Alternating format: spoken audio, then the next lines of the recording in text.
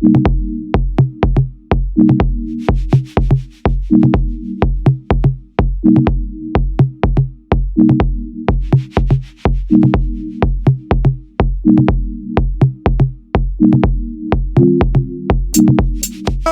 and welcome to the most hated show in the black corner of YouTube.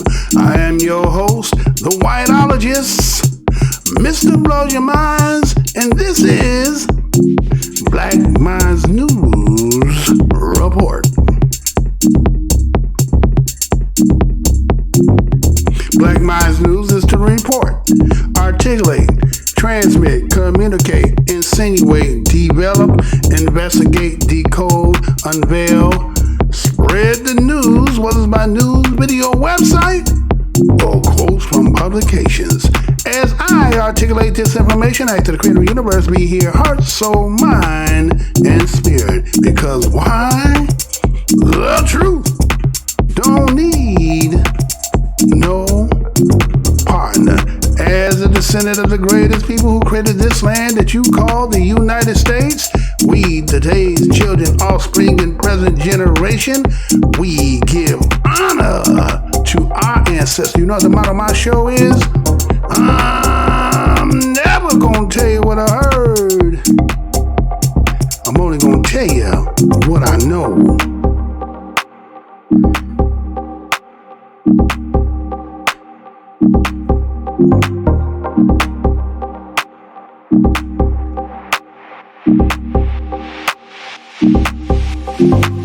Today's date is May 21st, 2020. Welcome to Black Minds News. We got a couple stories here. We're going to talk about, due to the pandemic and the nation is trying to reopen itself. There's kind of a conflict where some people say, well, are we opening too soon? And if we're not going to open, then what about people who are trying to maintain economically? Well, I seen a story by Mark Cuban, and then I seen another story that's talking about with the NBA, and then how they captured and put the picture in there. I said, well, maybe one thing leads to another. Check that story out as I get into that. We also got some stories that's talking about, did you hear about a brother named Darquan Jones up there in, looked like it was up in Iowa. We're going to have to start getting to the understanding about traveling in white neighborhoods, right? I guess we kind of a little hard hit, and so the story broke on that and some other stuff. Also, there's some things that I've seen about the NFL players are suing the United Airlines, but check that story out. So stay tuned as we get into this broadcast. Hey, how's y'all doing again? This is your host, Mr. Blow Your Minds, and yes, I am back. It's like, Mr. Blow Your Mind, you always gone. You absentee news show. You can't get no consistency. It's like, but you got to understand, I'm fighting always trying to make this show better, trying to get it so that I can have the consistency. But every time I get it going, something always come up. So I went in the background, had to go back into the laboratory, and maybe you might be able to see some of the corrections and some of the things to make this show a little bit more efficient. So those who stayed, who did not unsubscribe, I want to thank you, tip my hat off to you. Thank you kindly for being patient as we try to work these kinks out. And those who should be new subscribers, welcome again. Black Minds News family, we'll say what's up to you as well. We are taking our hats off and thanking you for subscribing. Passerbys, if you happen to pass by, this is the most hated show in the black corner of the internet. Maybe you clicked on this video due to the thumbnail. Maybe it has something to do with the title. We always got a grand opening. Go down the aisle, see something that you might like. You happen to see something to make you feel some kind of way. Remember, the motto of my show is the truth. Don't need no partner. That was a lot to say, right? And I know y'all been out here seeking for other places, and it's kind of a little dry. I get it. But I'm going to do what I got to do to get this to make more efficient. more consistent, right? Now, I am doing this on different options of channels. So you may be hearing me and I may be making a reference to one of the channels, and you might be watching on a different channel. But all of them are the same. So I report this, spreading it around. Now, let me go ahead and get into this here, right? Because, like I said, I kind of covered somewhat of the pandemic and a lot of stuff that had been said. The mystery of how the virus got amongst we as BADOS, which is Black American Descendants of Slaves, and others, right? The country, after going through the declaration of calling it an emergency in the land since March 12th or 13th of 2020. And now we're in May, and it seems like the smoke is cleared, at least for some people. At least that's the way that it is being reported. There's conflicts as to one belief that says it should be open, another one saying, oh, maybe we open it too soon. And if you've been paying attention out here, you even also seeing that people who you wouldn't think would be having economical strife, right? They can't work. So they saying, well, we were living paycheck to paycheck too, right? You kind of like people seeing that, like, what are you talking about? Wait a minute, all this money, well, everything that they say glitter don't mean it's gold, right? Just because the way they portray people, or you fantasize about it and you have your own interpretation, so that makes you think that their life is better. It's like saying, my saying over here for those who are avid watchers over here, the ice over there is colder, the air over there is sweeter, and the grass is always greener. Looking at somebody else, but you don't know how they maintain their grass. You don't understand how and what kind of refrigeration they may be using to get the ice, and you understand the air that might be filtered with some pixie dust and cotton candy to make it smell sweeter, like a Febreze in a stinky ass house. But anyway, so I seen this story here, and I was like, wait a minute, all right, come on now. Now, wait a minute, so you gonna sit here and tell me, when you see this, I'm gonna read this for you, and then I'm going to tell you my thoughts on it. But I want you to pay attention to at least the story, but then look at how, well, I'm going to let you see it, then we're going to come back after that. So we go ahead, we ready to crank that up? We ready? Are we ready? You know what I'm saying? Like I said, I'm over here trying to get this to be the best that we can produce what we got, right? I think we ready. Is we ready? All right, go ahead and do what you got to do. Let's go see how this is going to start off. We ready to get it?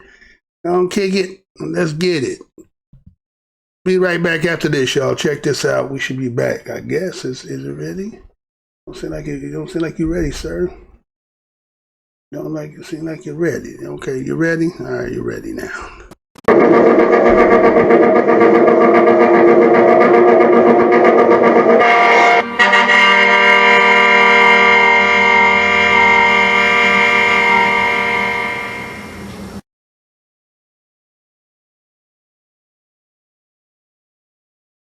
Report: NBA would lose $900 million in television money if playoffs are canceled. You know I'm going to say that again. Report: NBA would lose $900 million in television money if playoffs are canceled. This story was done out of the Yahoo Sports. The date was May the 15th, 2020, and this how it reads: optimism remains high in league circles that the NBA will complete this season. Exactly how, where, and what that restart will all look like remains unanswered questions. But within the next month, NBA Commissioner Adam Silver is expected to make the call and lay out a plan. Why doesn't the league just scrap this season and plan for the next one? There are more than $900 million reasons for that, reports Sam Amick at The Athletic. The lost national television revenue for these playoffs alone would be approximately $900 million. According to a source who gleaned the figures from one of the many conference calls with Silver recently, if the NBA can't find a way to play regular season games, sources say teams will also lose out a regional sport network revenues that require them to air at least 70 games to achieve the financial threshold that is so routinely discussed in league circles. That 70-game mark is why there remains a push for Silver to bring all 30 teams back and play some regular season games before jumping to the playoffs. Each team played between 63 and 67 games before play was suspended. Throw in lost gate revenues at arenas, and the league is going to lose more than $1 billion due to the coronavirus shutdown, even if there are playoffs.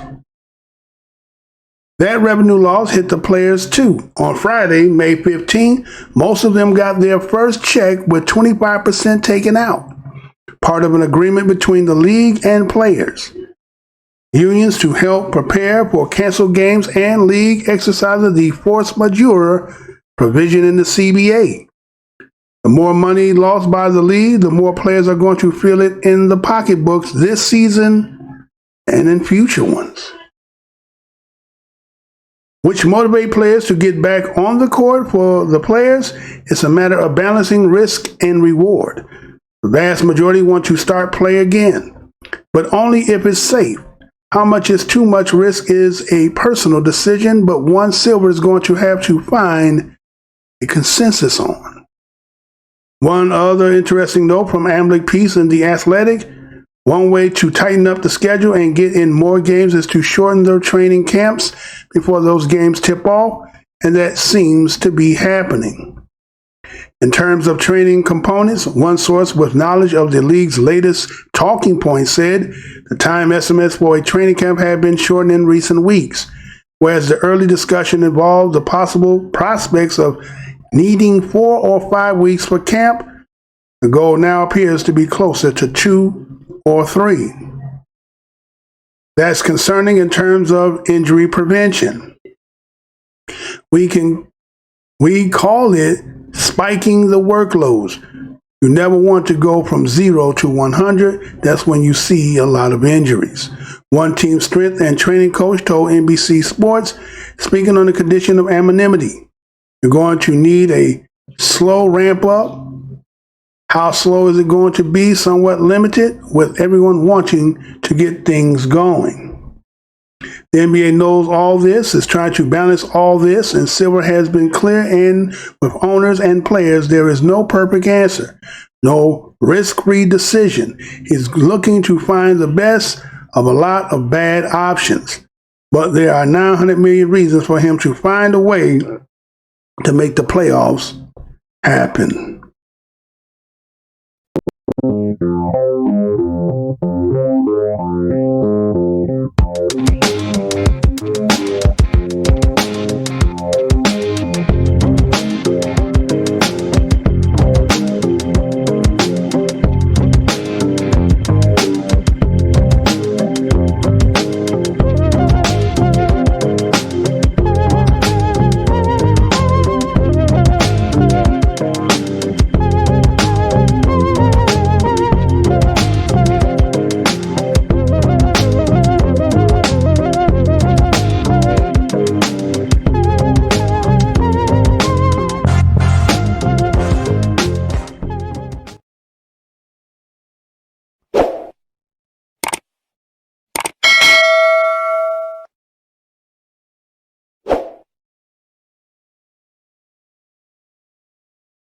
So we are back, right? Hey, Mr. Blowy, where you coming in here with this NBA sports stuff? Well, you know everything connects, right?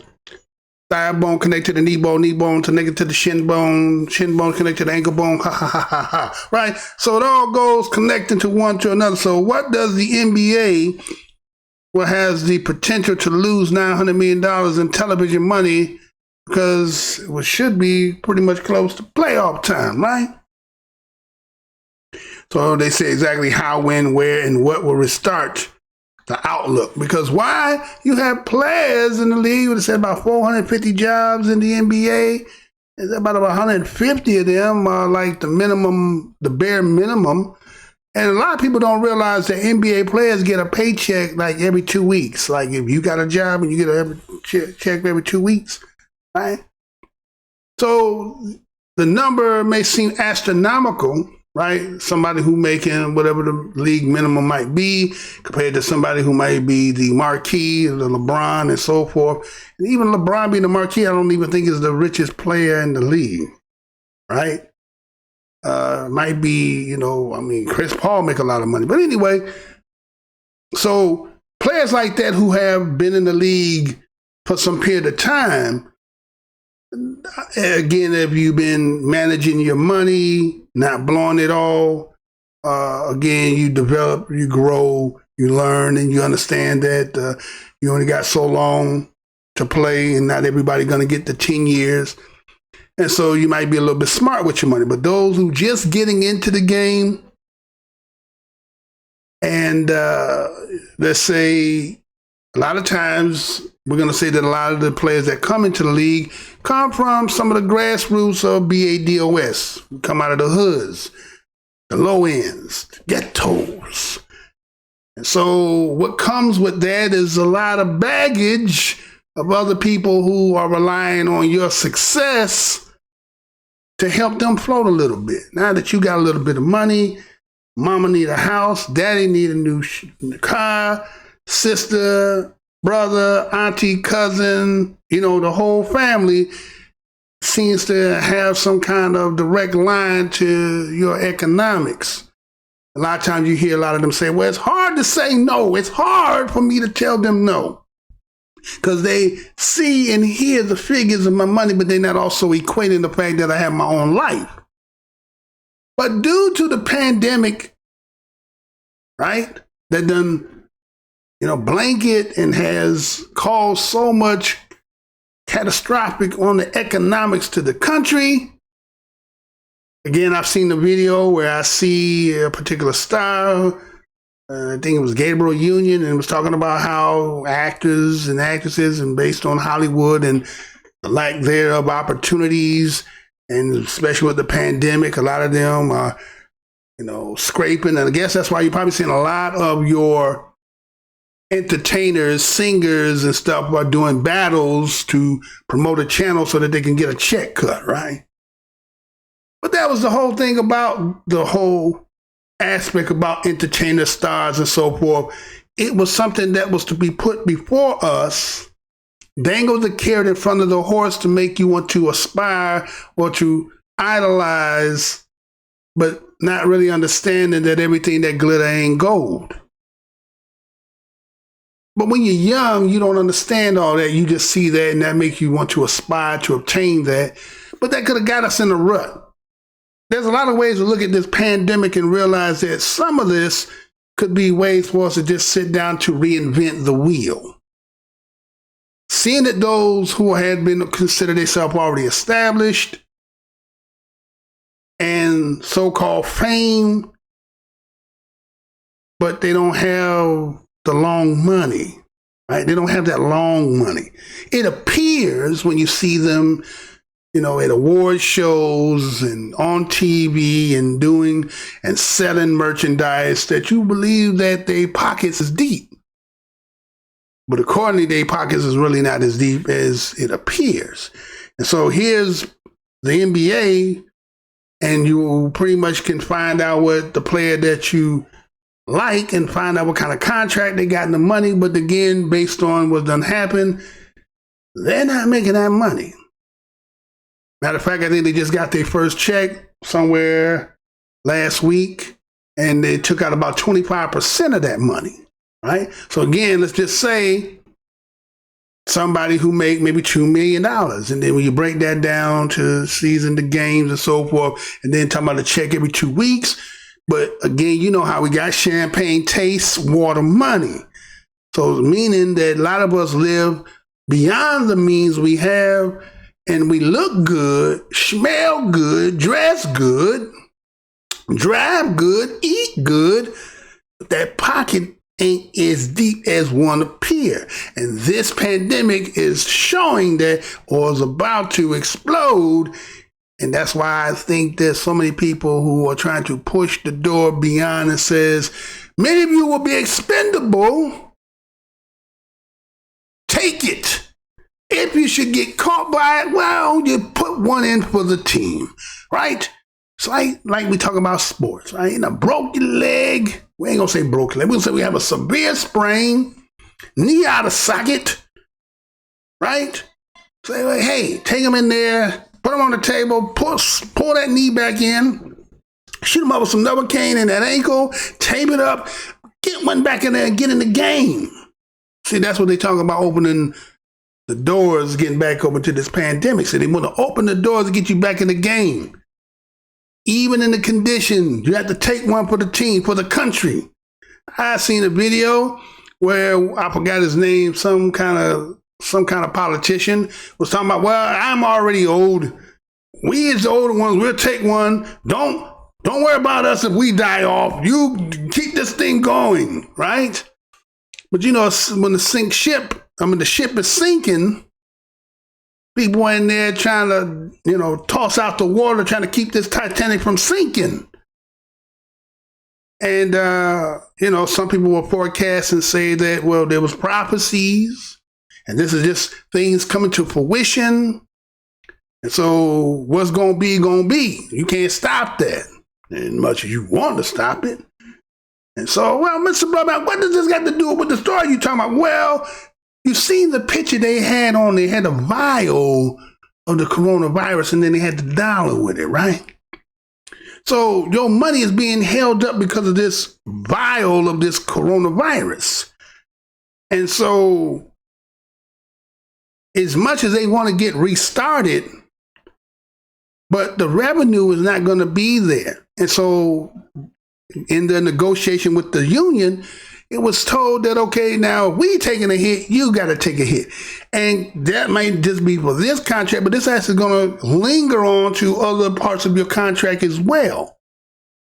So as I did the stuff about the coronavirus, and I told you about the eventual one, and I talked about one particular forum that they had actors, politicians, businessmen, and all of them together. For those who remember, now go back, check the video.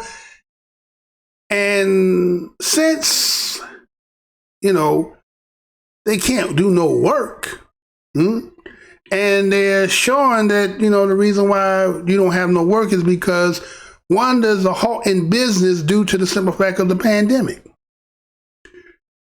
The other aspect to it is the reason why you can't get it back is because, one, there are things that exist that could be used to, let's say, rectify the virus, but they're kind of like, well, we don't want to use that because those who grandiose idea was to come up with the remedy wants to make the money. They don't want something that already exists and then somehow it can do the magic, then they're going to get the money. But that wasn't part of the plan when somebody sat down to do this. Let me say that again, because, you know, actually chloroquine, right? You heard that, you've been hearing that term, right? And so you heard Donald Trump say that, and I've seen somebody sit on here and had a doctor that was supposed to have been discrediting him, but he was crediting him the whole damn time. But anyway, that's for another topic for another day. But let's just say that particular oxychloroquine does the job. Let's just say it does the job. But again, if somebody, and what we have shown over here, and then there could have been some chess move plans, they're not going to let somebody who already got something to go ahead and get the money, the bread. Because matter of fact, there was a Chinese cat that seemed to have came up with some kind of way to, you know, I think remedy this virus. And some mysterious way he ended up getting killed due to some relationship he was having. Right? Remember, I've been gone for a minute. So there's a lot of news you haven't heard from on this aspect. Don't mean that I wasn't reading, that I wasn't doing, just I wasn't able to get over here and do the show. So I got to show you this to kind of tighten up more on what I'm talking about here, because this is the reason why I'm showing you this, because again, they can't make their money due to the simple fact of the pandemic. As much as they might want to play to, give the fans what they want, but there's something that's blocking that and preventing that. So I seen another person of the NBA say something, and I was like, now really? Really? You really? Oh, he didn't say that, did he? Okay, so he did say that, right? Now let me go ahead and we got that ready. Can we do that? Let's see if we can do it that way. So let me show you what I seen here. And again, I'm gonna tie this in as well in with the story I just did. Remember the $900 million, and again, they're trying to make the money. And the theme to that really is not so much about the $900 million. That's the television money. Well, all the other money, you get what I'm saying? We're talking about the tickets, all, the jerseys, all the vending, all that, right? There's a lot of money to be that's going to be missed. So not just the players want this back, the owners want it back too. So I seen this and I was like, 1 + 1 makes 2. Let me show what I'm talking about, and I shall be right back after this. Check this out. Let me check this out. Come on, check this out, y'all.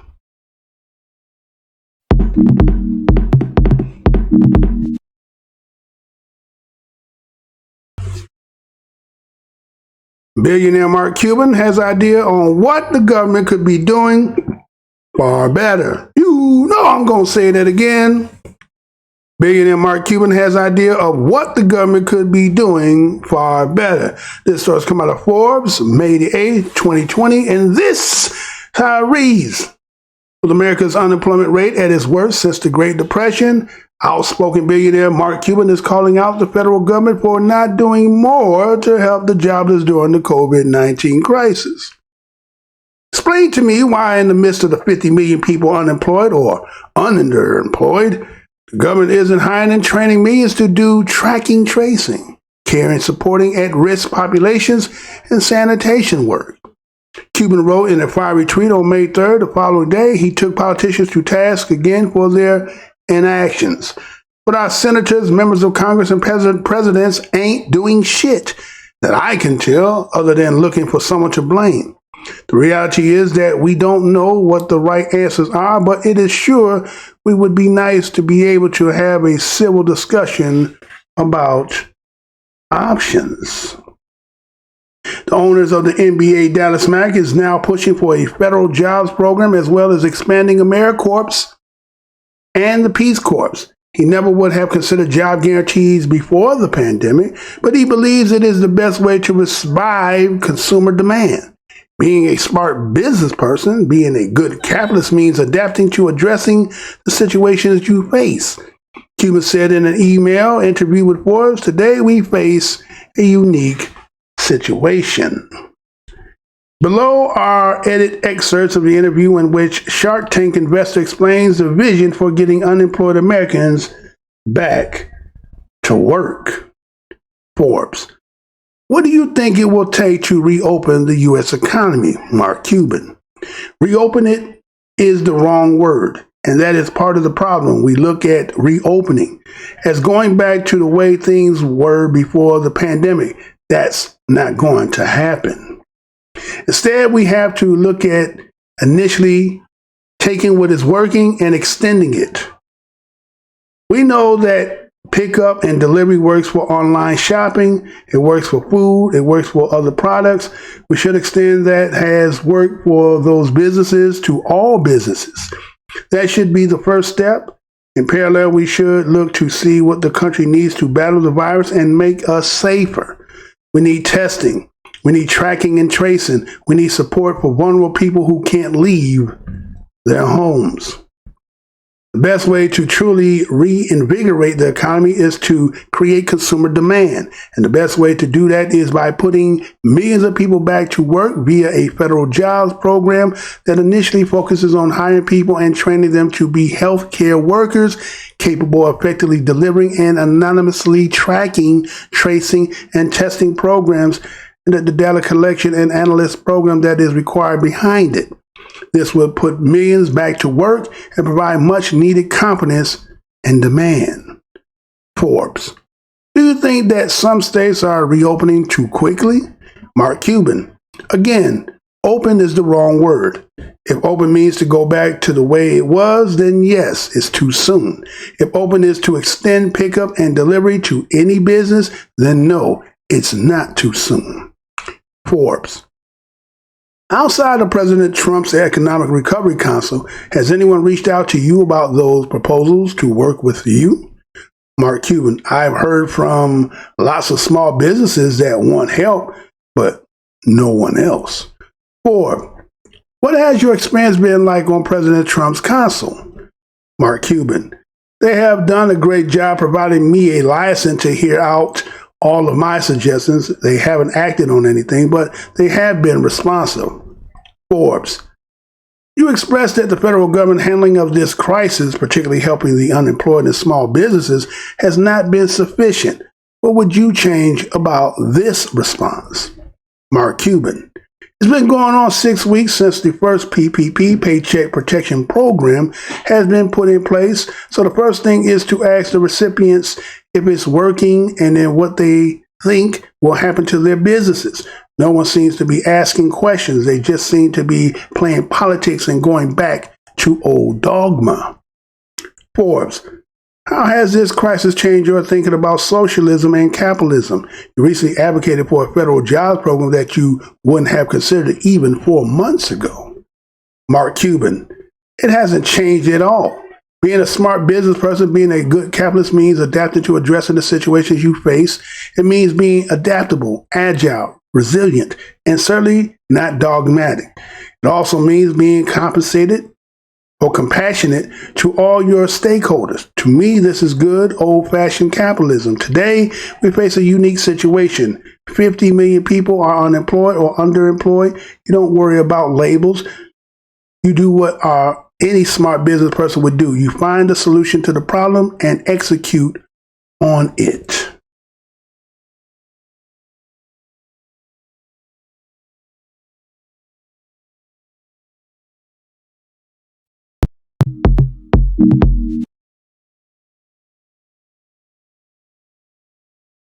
So we are back. Sorry about that, y'all.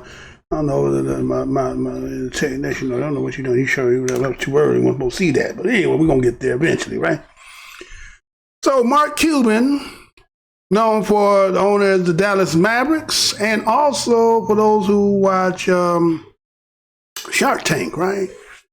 He consider himself to be a astute businessman, man who knows how to see a product and see the vision in it and invest in it to make plenty of capital, as he said, capital. And being a good businessman is knowing how to reset when you have a problem and figure out what the problem, let's execute this. So now, NBA, as we talked about, $900 million prior to, when we talk about coronavirus is prohibiting the abundance of economics that are gained through the black energy of black players. The better you are, the better house you have and cars, so forth. But when you look at the totality and look at the flow of money that comes in and look at what they pay, it's very lucrative to be an owner, isn't it? Very lucrative. So business is being hindered. Well, we need a solution. Well, we got a pandemic and people can't get, in the stadium and be having 6 feet of distance, whether that's really good or not. You don't want to be in the game, in the condition and wearing masks and so forth. And there's even, articles and studies talking about even using the mask where you're exhaling is kind of like, when you go into the washroom to urinate and defecate. And sometimes breathing is the same thing. Again, is releasing certain toxins out the body and so forth, right? But you constantly inhaling, so that wouldn't be good either. So again, just a whole bunch of breath and so. But anyway, so that's not good for business either. And the players want to have people in there to feed off the energy of the crowd, and so forth. So they don't want to play and nobody be there. But they can't. Pandemic. Mark Cuban is suggesting a way he's trying to quicken the process, right? Because there is a big debate going on as to whether people are talking about the vaccinations, whether they want to partake of that, as they keep saying that certain medications are that could be used. And then you have Bill Gates, and we just seen recently, and for those who have been paying attention, that they halt to the experiments that he was doing, right? And then, we over here did what we talk about how Dr. Anthony Fauci tying back to Wuhan and somehow funding somewhere in there as well, right?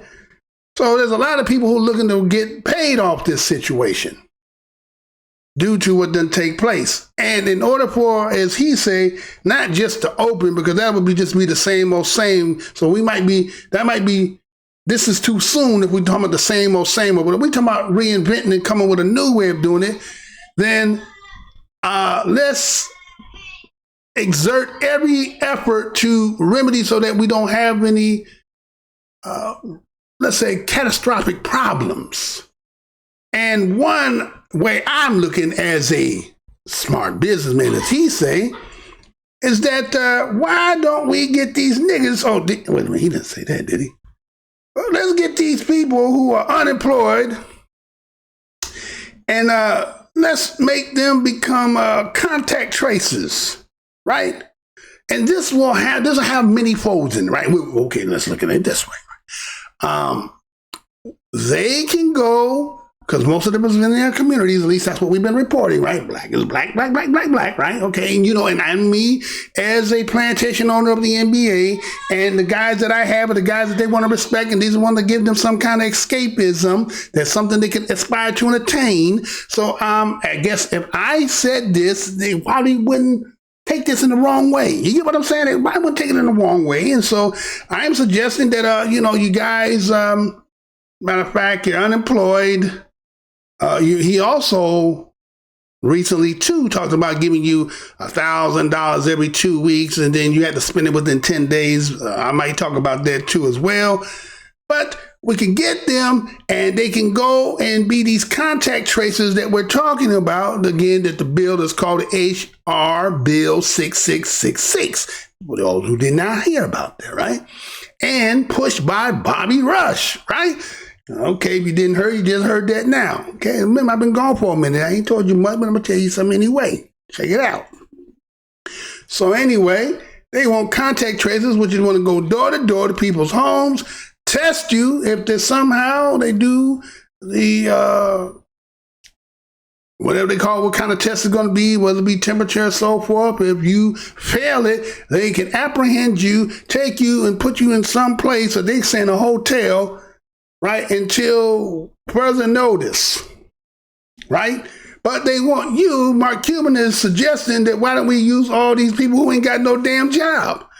They need some money. They want checks, right? They want to get these checks. So why don't we say, well, there's a requirement for you to get this money, and this could be one way, because this will help my business, which is to get y'all back, and so we can clear everything and open it up so that we can get back to business, and so I can start making all this profit again. Oh, did you hear me? Did you hear me? Right? Because, see, he was saying that matter of fact, I just seen the other day, somebody was talking about, well, Magic Johnson and them was donating $100 million to the PPP, right? That Paycheck Protection Program. Now, which that failed is because people with small business loans, especially we being BADOS, it's a corporate game. And so it was a trickle-down effect. Now, they here talking about when we allocated about, when I went and looked online on that, I think I seen it said $500 billion. I think it was $512 billion. And it was about maybe somewhere about 5,000 people who had I don't know who had been accepted for those loans and so forth. But then you was hearing stories talking about like the Lakers were even qualifying for it. And a lot of people were like, well, how the fuck is the Lakers? So well, we got over 500. We got over 500 employees and blah, blah, blah, skibbly woo, and they qualify, right? So anyway, Mark Cuban says, well, you know, that shit failed, right? Because a lot of people didn't get the money because, again, if you're going to allow the banks to sit there to allocate the money for you trying to sign to get it, then, again, if we, being BADOS, redlining, and anything that's doing with the banks and not getting loans, well, this is the same institution who was prohibited. So what happens if you're a small business, you going in to get it? Who get to say yay and nay? You just know they denied you. You don't know who it was that seen your application. You don't understand who they are inside. And so what ended up happening, you don't get nothing. So a lot of people didn't get no money. So a lot of bank businesses are tanking. So that was a failed. They say that failed, right? And so they say that he called it that he was talking about this interim stimulus program that would give every American household a $1,000 check every 2 weeks for the next 2 months, but they had to spend a check within 10 days. Now, wait a minute. You're going to give me something and tell me I have to spend it. Now, wait a minute. The first thing, let's look at it. When they finally gave the little $1,200 stimulus money, and then those who could get, having a child, right? You got, $500 for your child up to 3 children. So that's saying you get $1,500. And suppose you got a family of 5. So you got $1,200 is 24 and 15. Right? So we're talking about 39 or less than $4,000. Now, depending on where you live, what your rent is, or what other expenses you got, how long is that money going to last? And plus you got to eat, right? So that was a whole lot of money. Then there were some people who just, let's say they were just single parents, so they just got a child in themselves. So that was just $1,700. They got rent, light, cable, you understand, and got to eat too. And then what about the next month, right? So a lot of people couldn't go return to work. So anything about when it's trying to give the people some damn money, it's always some more stipulation. But everybody, the way that these programs are, let's say, situated, they always seen a way to know how to get the money for themselves, but when it comes down to trickle down, it's a trickle up. It's never trickling down, right? It's kind of like I said, the Niles River flows from south to north, right? But the way in other places is going the other way. But that's the way theirs were. Theirs trickle up. They don't come down, right? And so he said, well, okay, look. Like I said, they put $500 billion in there. It originally went with the $3 trillion for the Coronavirus relief package, right? And again, that's just about gone, right? All that's gone. They in there something negotiating about putting another package together, right? But the thing here is he's suggesting that you and I to go door to door, where again, a lot of people are not even trying to, they know they were talking about, a lot of people say, shit, I wish motherfucker would come to my motherfucker door, whoop-de woo, woo, woo, woo. But they gonna say, well, why don't you just let them do it? It's be part of their requirements, and then, they gotta do it because they want that check. So we ain't got to go in there, and, they might, some of them, they're gonna fight for that $1,000 because they gotta survive, right? So it could cause chaos, right? But ain't that a bitch? You're going to send us up in here to do the dirty work when it's the shit that you're trying to do anyway. A lot of us is questioning about whether to say whether your vaccination that you're trying to do is on the up and up anyway, or that it has many folds to it that has some long implications that some later on that's going to be later to determine that was not the move we should have made. But look at Madagascar. Madagascar went out there and created themselves an elixir. Right? That was a herbal elixir, but no one wants to talk about that because that will mess up the money that a lot of people were looking at, how we were going to make all this money off this vaccination. So somehow Madagascar is kind of like on the low. Not many people have heard of it, but they got elixir. You could just drink it and boom, so far. But they say, well, you know what? The FDA did not stamp approve it. Well, guess what? We done served the CDC, who gave some of them what they talking about, them damn tests that you were supposed to take, to come to find out that shit was tainted with coronavirus. So what credibility they got? FDA, if you pay enough, goddamn it, I'm pretty sure you can get anything passed through there. Well, that's why you can have what they call atrazine in your water. You can have fluoride in your water, right? But FDA didn't stop that, did it? Right? So, you know, again, it's like some people like to use these institutions to try to say they're so valid and they trustworthy, but only again to who got the money. And then we talking about somebody who's supposed to be one of the richest. But again, I seen something the other day talking about the 10 top richest people. He wasn't even in the top 10. But at least that's the way they portray him, as Bill Gates. And if he was funding all these vaccines, and then he is the heir apparent to his father that was in Planned Parenthood, so then we're going to have to ask ourselves and say, you know, something might be questionable here.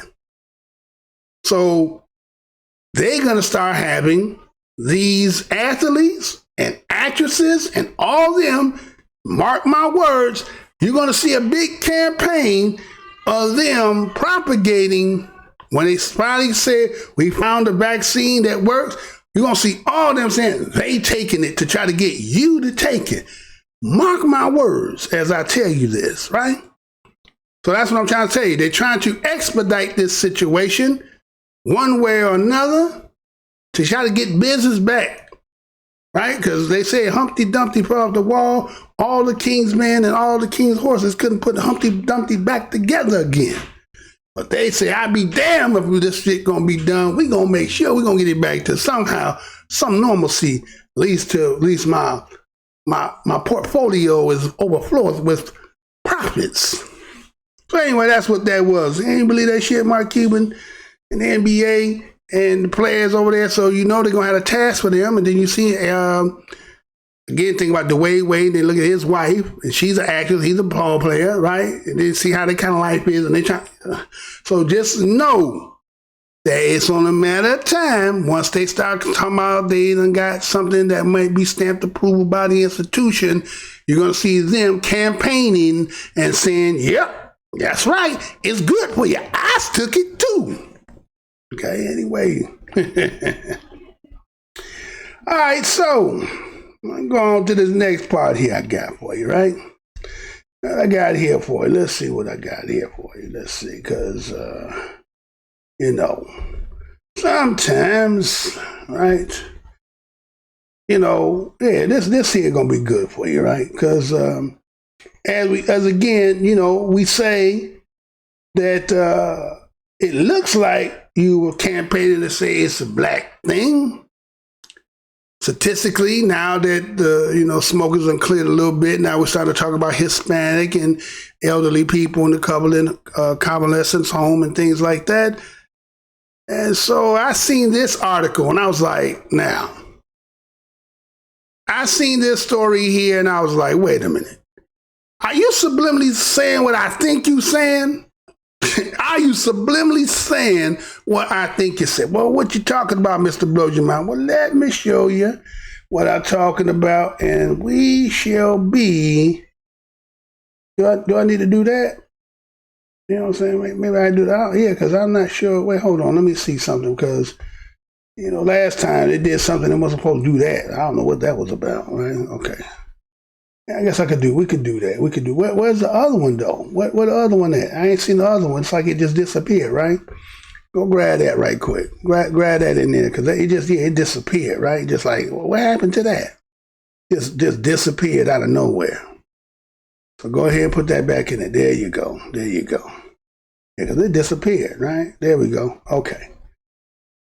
So go ahead and do that. And, just to remind those who sitting on their hand and coming over here don't know what the business is. We go ahead and do that. Ready? Ready to do that? I think we're ready. All right, go ahead. Let's kick it. Let's do it. Okay? Get it.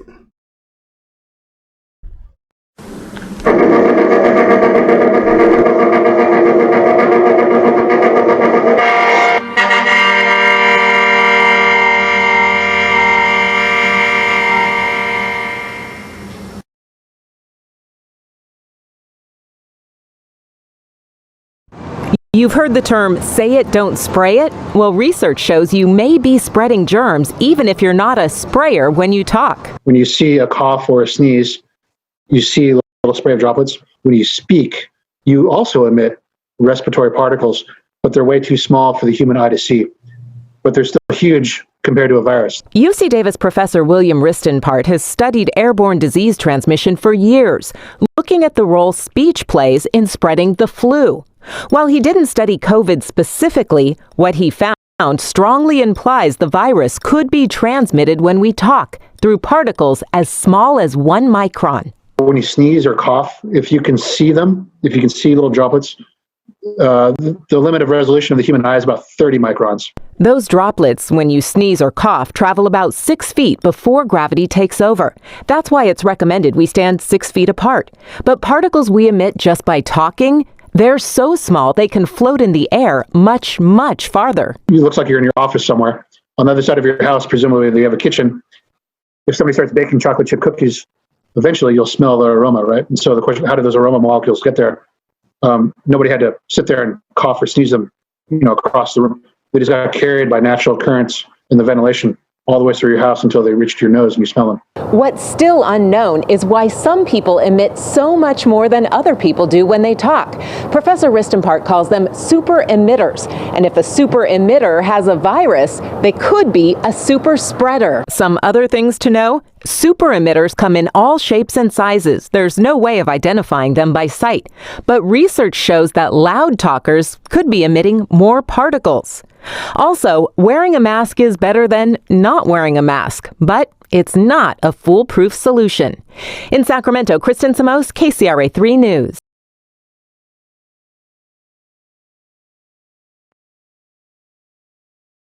Shows loud talking can generate over 1,000 respiratory droplets.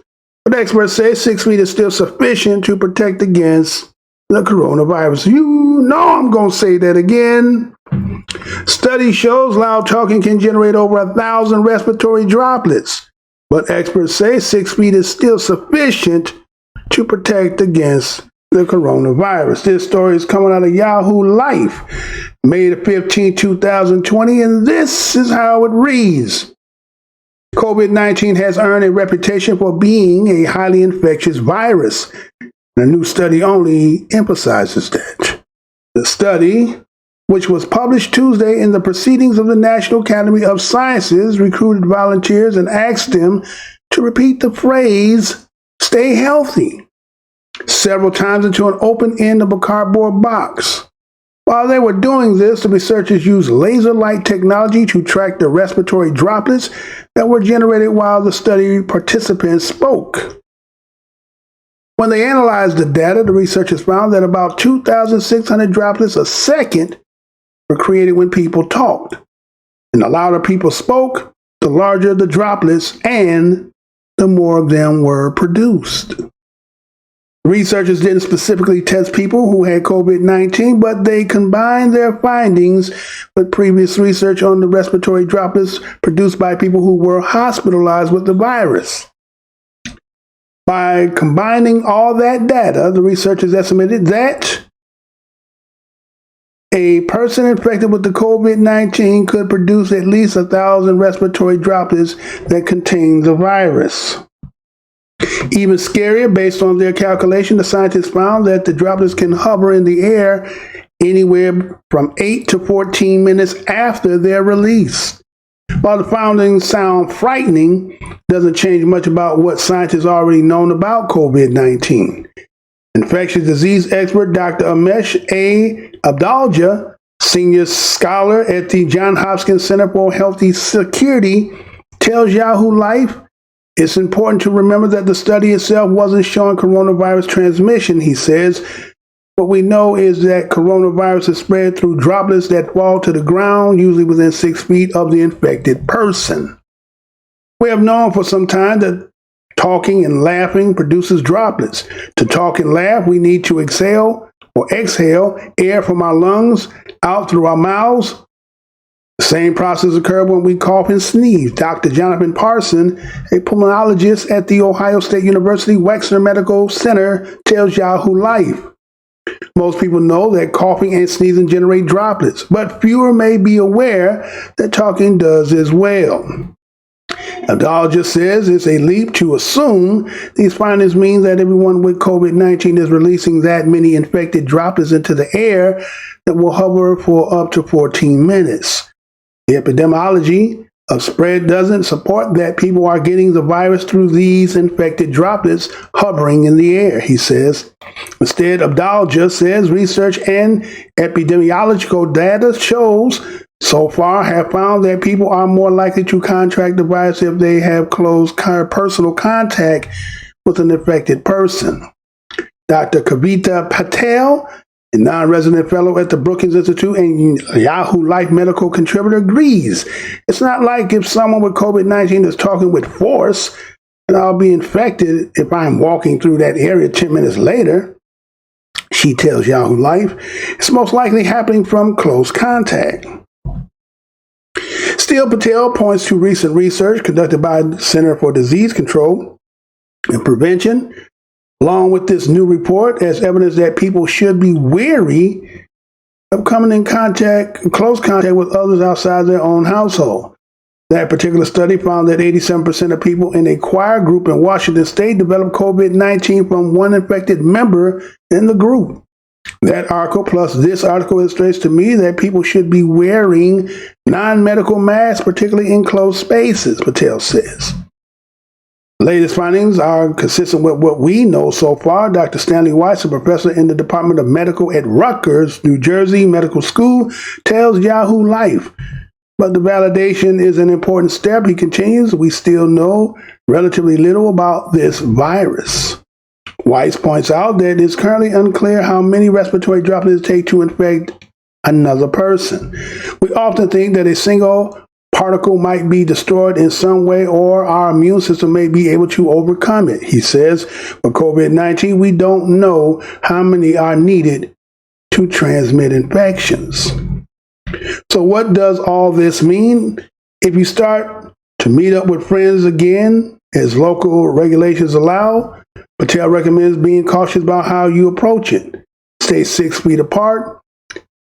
Meet them outside and wear masks. She says we should not be sitting in a closed, cramped coffee house together. Even though wearing a mask is recommended, Patel points out that masks are not perfect. Wearing a mask itself doesn't guarantee you won't get the virus, she says.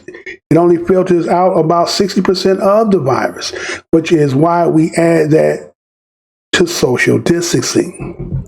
Overall, the latest findings only reinforce what we already know. Dr. Leila Watt-Colburn, an associate professor and medical director of infectious disease at Baylor College of Medicine, tells Yahoo Life, it's nothing new and nothing to panic about, she says.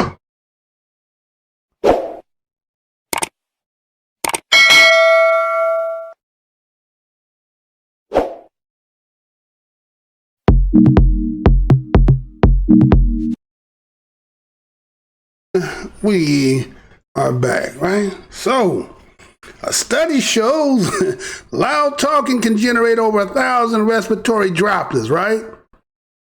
But experts said 6 feet is still sufficient to protect against the coronavirus. Now, wait a minute. See, you're confusing people, right? So, talking loud, spraying droplets, talking loud, spraying droplets. Now, wait a minute. Now, just on that itself, talking loud. Who was James Brown talking about?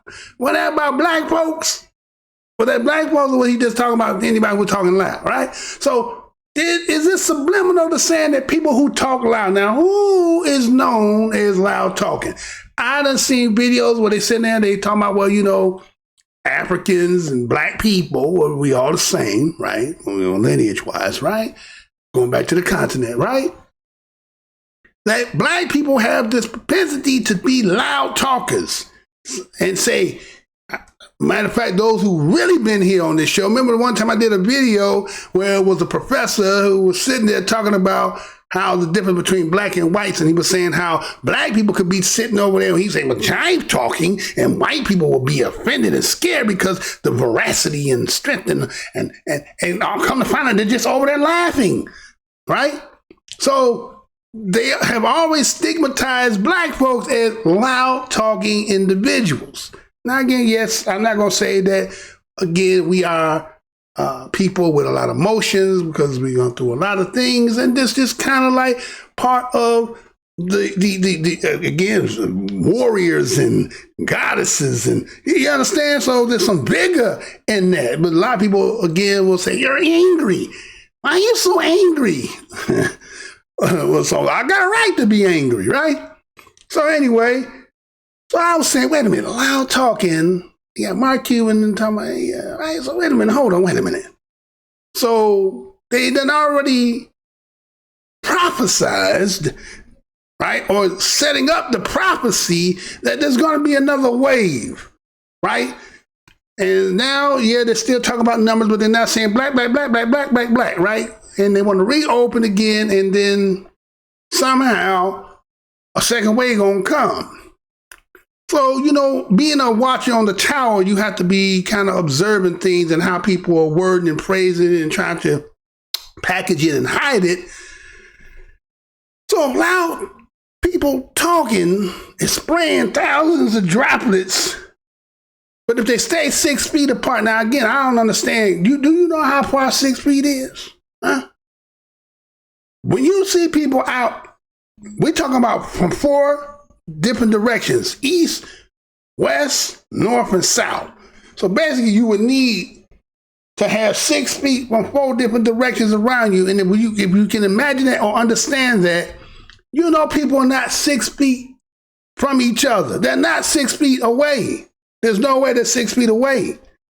And so, yeah, it sounds like people are prescribing to that, but in actuality, that's not what's happening. And again, you seen in that video when it said, you know, spray, and then you seen the reenactment, I guess, with ultraviolets in a dark space, and you got to see the spray. Now, imagine somebody spraying like that. That's like a skunk spraying. You ever seen a skunk spray his piss on somebody?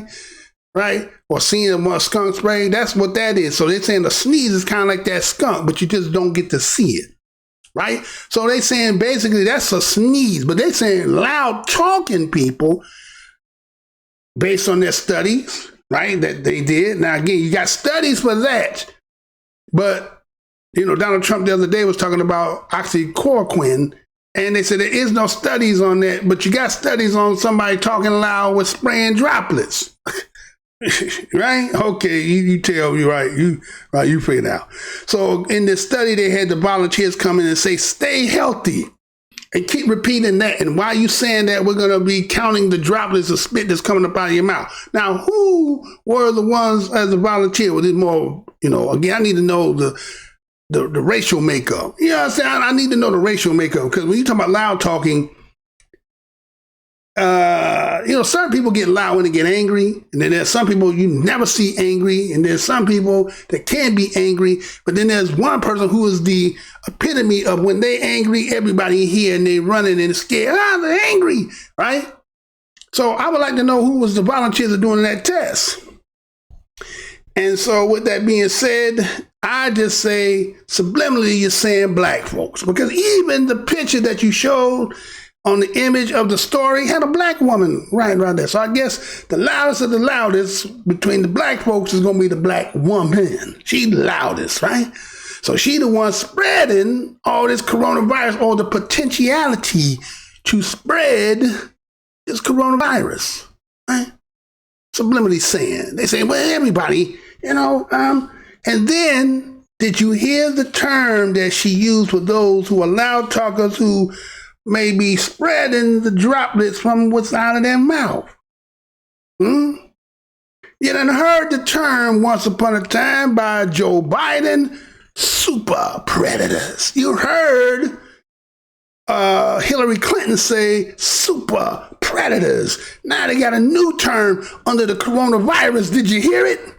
Super emitters. I'm going to say that again. They said super emitters. That's the word they deeming for loud talkers who are spreading. So now you're spreading, you're a super emitter. Damn. Always got some term to be calling a nigga some kind of shit to try. Loud talking is nigga code word, nigga. Now you got super emitter. That's your term too now. Oh shit. But you can't win, can you? Huh? I think Michael Jackson had the song "You Can't Win," right? You hear that song, right? You can't win, right? Before you can't win, right? So ain't that a bitch? Motherfuckers got a term, super emitter, talking about talking loud, spraying, right? Spraying. So again, covering all the corners so that when the second wave comes, they're going to say, see, we talked about that and you didn't do that. And see, this is why this is happening to you. Right. Okay. Yeah, we're going to believe all that shit, right? We ain't believing all that shit, junkies. You're going to keep on saying that if you want to say. If it make you feel better, right? Make you feel better saying that, go ahead. But ain't that a bitch? You got to study for that, but you ain't got no study for nothing else, right? You ain't got no study for nothing else. So, with that being said, I want y'all to see this story here, right? Now, again, remember how when this initially broke, when they talk about the coronavirus and all that, right? It was the Chinese virus at first. Now, again, those who might be Chinese might hear this again. This is not me throwing a shot at you. But again, that's what they were saying. Remember, they were saying Chinese virus. But then we've seen stories and articles and people advocating, hey, we can't be saying that about all Asians and saying that we are virus carriers and all that. And then somehow the whole dynamic of the image that became known as the COVID virus poster became black. And now everybody was deeming black. And if you've seen somebody black, then most likely they probably are carriers of the COVID-19, because this is where this propaganda had been displayed and the people were talking about 72% and everything else like that, right? That's what they were saying, right? So I seen this story here and it kind of sound like that what taking place or what's about to take place, what you're about to see that took place, has something to do with maybe they were thinking that maybe he was a carrier, right? Maybe they thought he was a carrier. Maybe they thought he was a carrier. And so this is what you're about to see. Hold on. You ready? You ain't doing that. What's going on? Yeah, no, it's like he's doing his own. They got a mind of his own, right? So hold on. Get that right. Okay. Wow. It's just doing what it want to do. It does what it wants to do, right? All right. Hold on. Doing what it want to do. So check this story out. And then I'll come back after that, right? Because that's just what it is. Wow. Why? Why won't it? Oh, all right, so let's do, hold on. So we ready to do that? All right, we ready to do that. So let's go ahead, check this out, and we'll be back after this. Check this out.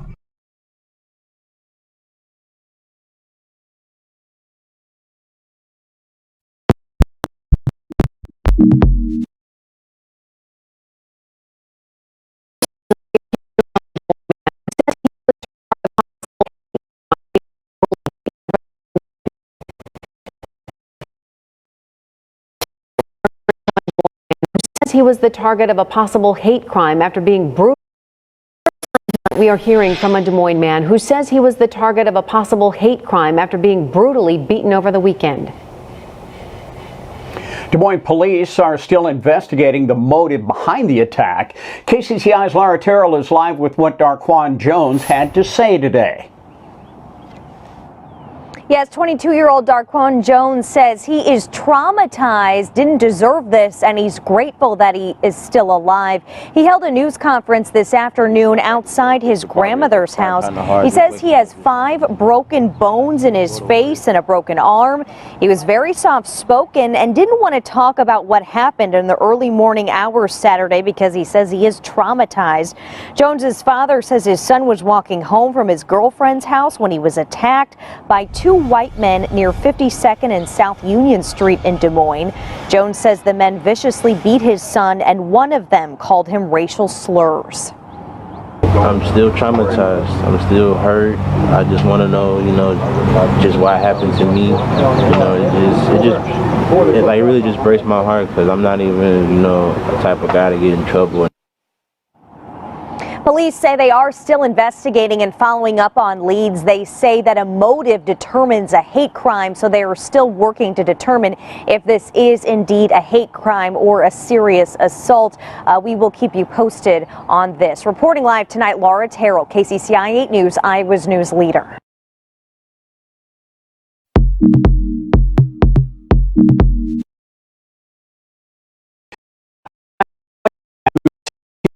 Beaten by two white men over the weekend wants justice. The NAACP says it was a racist attack. KCCI's Laura Terrell is live at the Des Moines Police Station tonight with the latest on this information. Des Moines police are still investigating. They call it a serious assault. They say a motive will determine if it was a hate crime.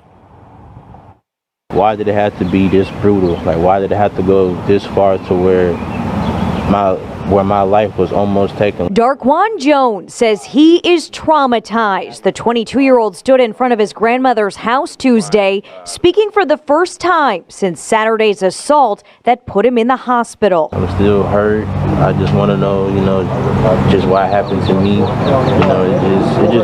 It really just breaks my heart because I'm not even, the type of guy to get in trouble. Jones says he has 5 broken bones in his face, a broken arm, and a broken wrist. He says 2 white men accused him of robbery when he was walking home from his girlfriend's house early Saturday morning at 52nd and South Union in Des Moines. Just come forward. If y'all feel like, I did this or did that, y'all can have the, police fingerprint my hand. Jones says the men beat him and one called him a racial slur. This is not right. To me, this is not right. I mean, my son is, look how tall he is compared, look how big he is. It's not, the way you did this to him is not right. The underlying issue is that invisible disease of racism. The Des Moines NAACP stood alongside Jones in support. There's clearly and apparently people in our streets that have a belief system that is not a belief system that we all would like to live by. Des Moines police say they are talking to witnesses and following up on leads. They are trying to figure out the motive behind the assault. And Des Moines police say they hope the suspects just come forward because they want to hear their side of the story. If you have any information, call Des Moines police. Reporting live in Des Moines tonight, Laura Terrell, KCCI 8 News, Iowa's news leader.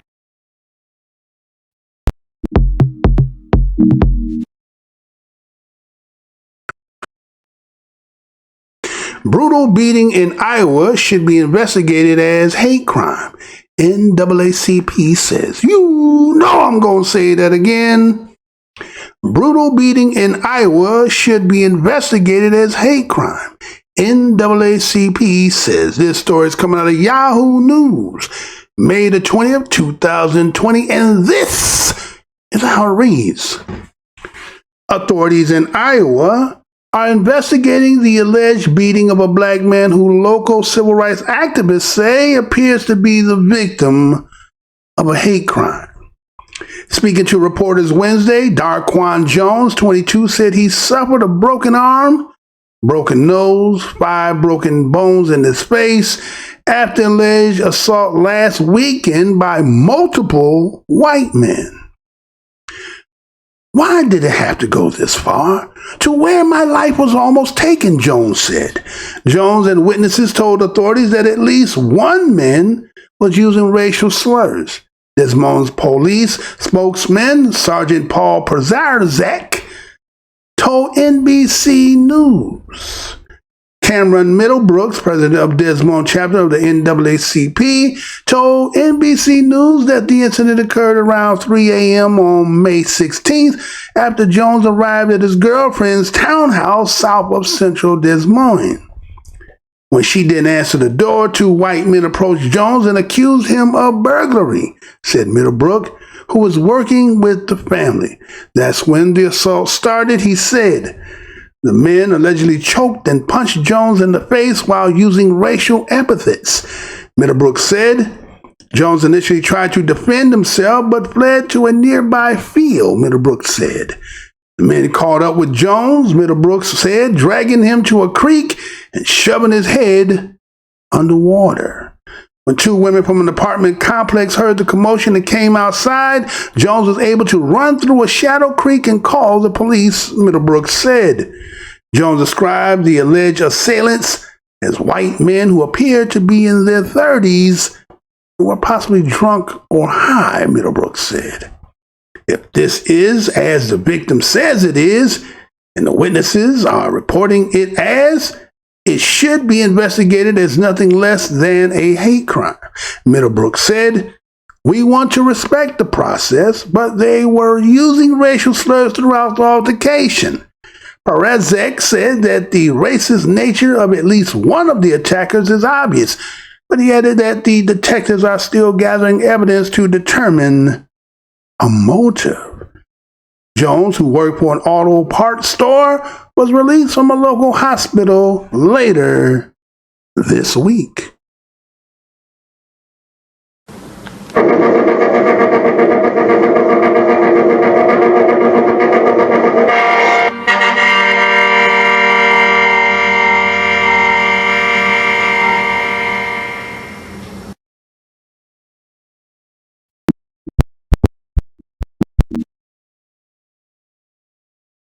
All right, we are back, right?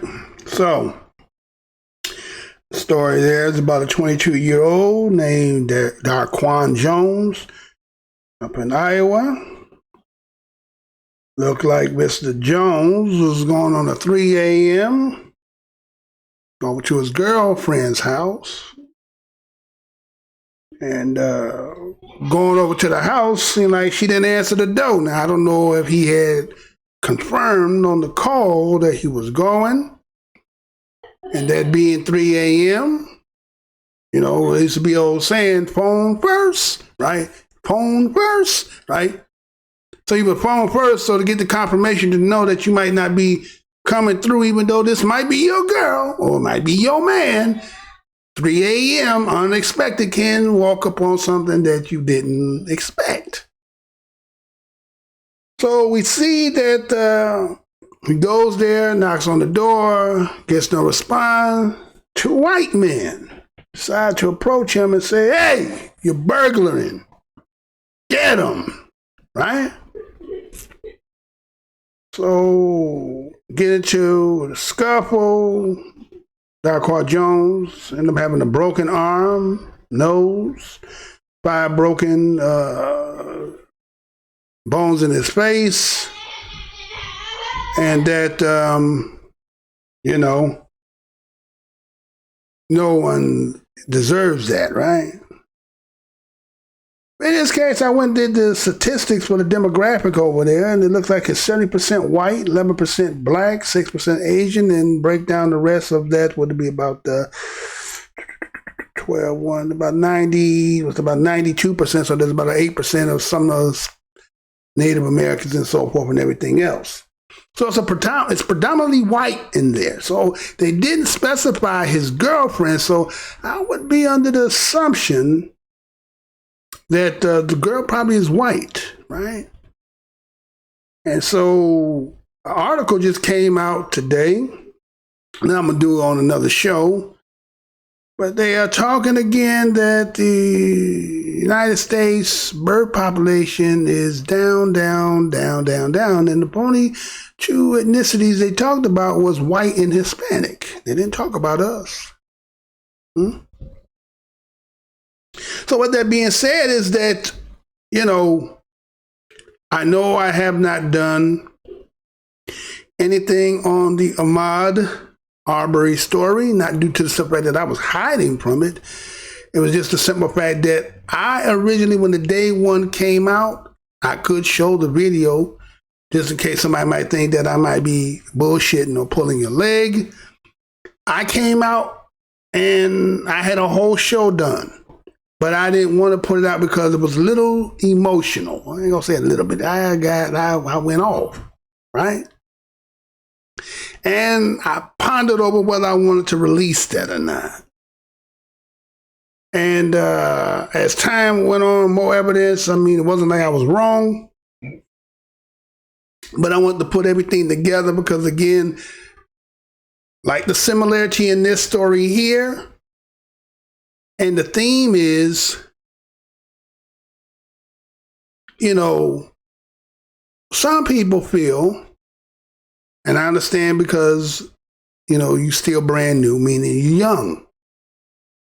And since your existence in this world, you believe under the understanding that you got, unless you have a parent like Mr. Blow Your Mind and others who will sit down and put the talk to you and give it to you right. Let me run it to you right. So you may believe that to walk in an all-white neighborhood at 3 a.m. is cool. You know what I'm saying? I'm not here bothering nobody. I'm not here looking for trouble. I'm just come to, bone up Becky, right? But as I just told you that they just broke the story again that the birth rate is low. So that's a signal to them again, right? So here you is, 3 a.m. I'm coming over, lady. Should be hearing me. I'm coming over at 3 a.m. What I'm coming to do. If you come over my house at 3 a.m., what are we going to do, right? So according to what he said in the story, talking about, well, maybe they was drunk and high, right? Could be. But the question becomes, why did Becky then open the door? Why did they assume you was breaking in? How did they even know you went to somebody's house? 3 a.m. was Becky being entertained or entertaining guests, unbeknownst to you? Or was it maybe you were familiar that they knew where you were going, they were sitting out there doing what they're doing, and, they had the good old boys talk, right? Don't mean it no harm. God lived the way it was born. Huh? And so he says, why did it have to go this far to where my life was almost taken? Now, in this story that they was talking about, they said, chased him, beat him, he got away, ran to the creek, chased him, and tried to drown him. And then two other women came out and he was able to escape. And that's how he got to call the police, right? See, Daddy Daryl Jones was like, now you see my boy here, he's a little smaller, but try that on me. Huh? I want you to try that with me. Matter of fact, I want to find out matter of fact, I ain't hear nothing about no arrest. What are you talking about? Hate crime. Ain't there a crime in itself? Now, again, let me tell you something. When you go read or see that video, like if you go to the channels and go see and read the comments, white folks, y'all some funny ass people. Y'all just really some funny ass people, because the shit white folks is saying, they're trying to equate this situation.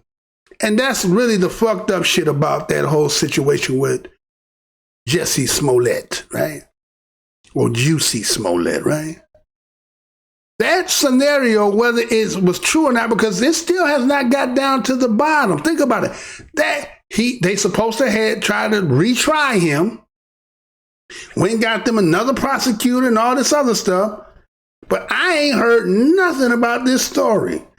I ain't seen him being subpoenaed in, nothing, ain't nothing being written about it, but the lingering of what took place was kind of an escapism for white folk. Let me say that again.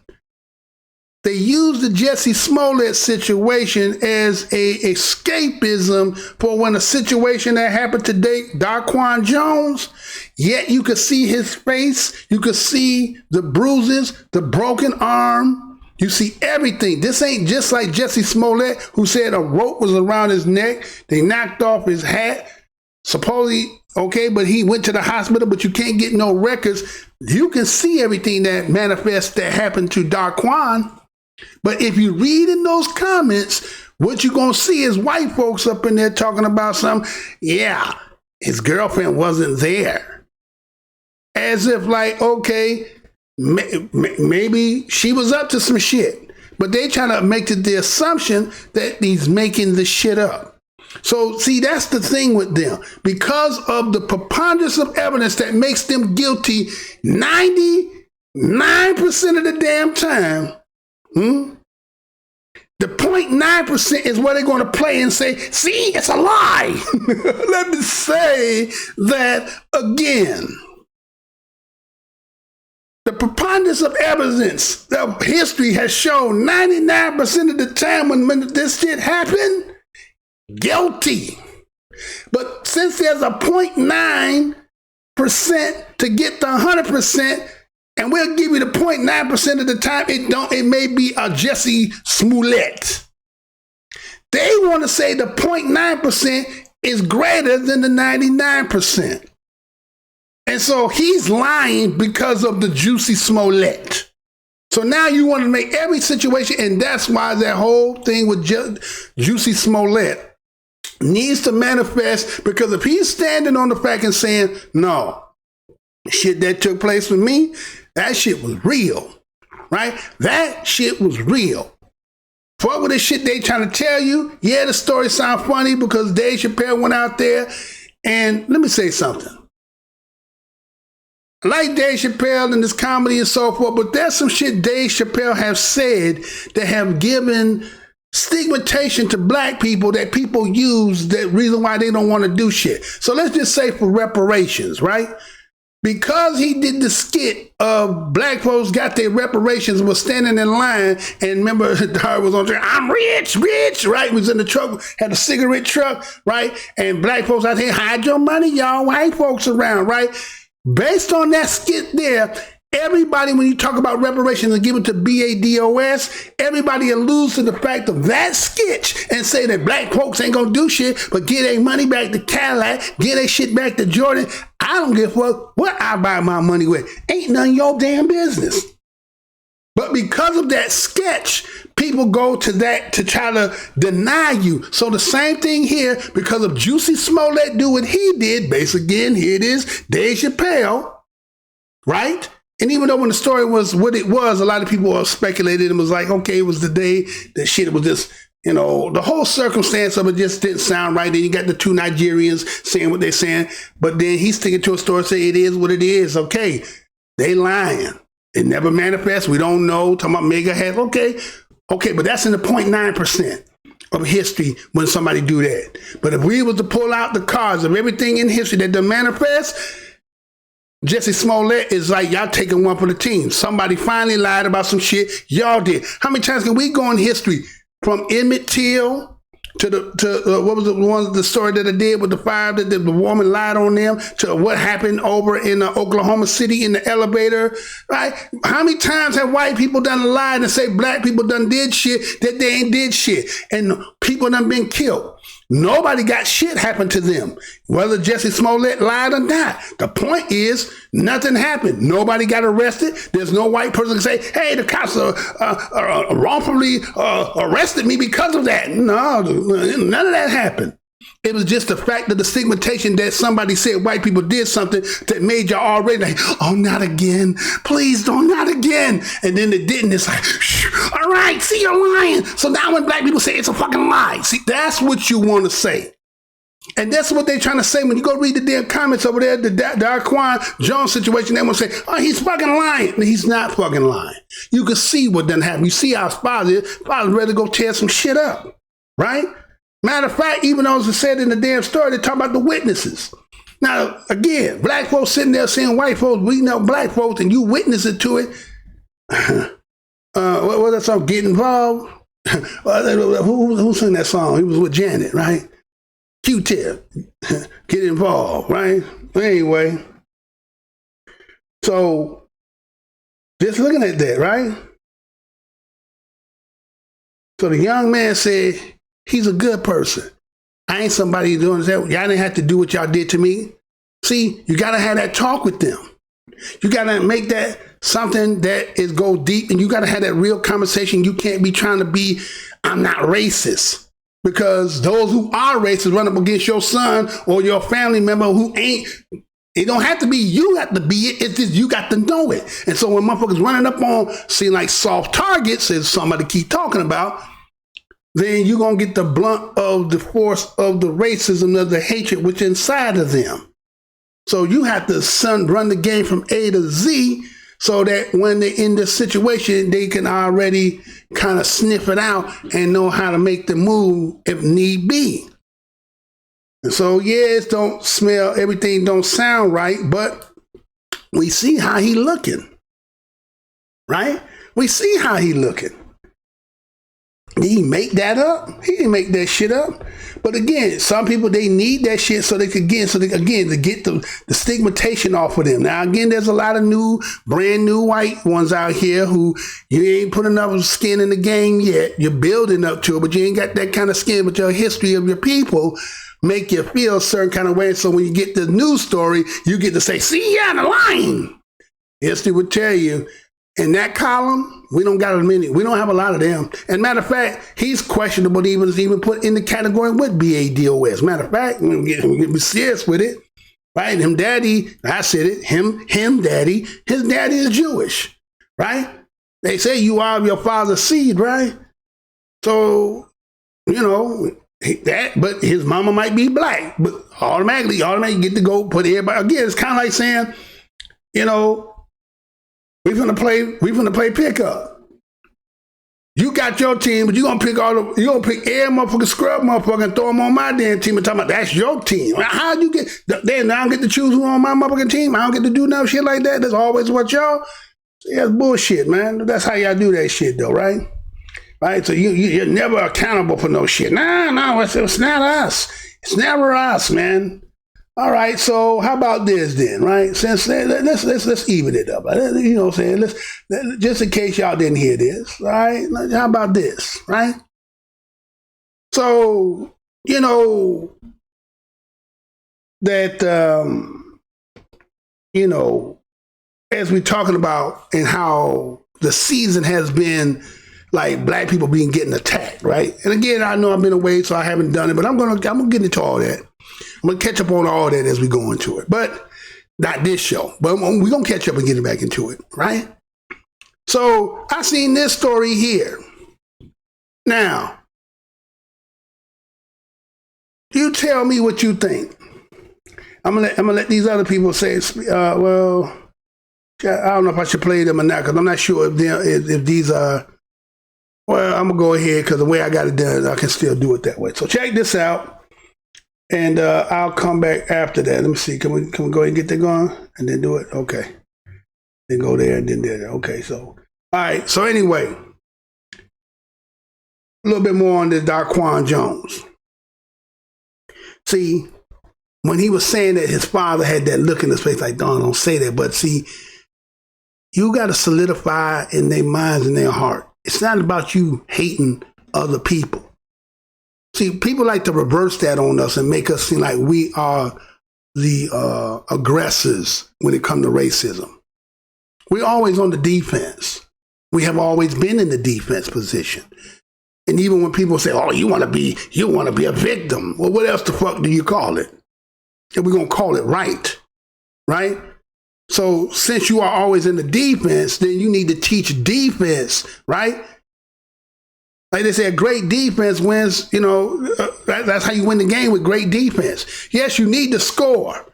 Somebody got to score, but somebody got to stop the motherfucker from scoring, right? So if you in a defense position if that's the position that you have to take, then you learn how to play great defense and score off from defense.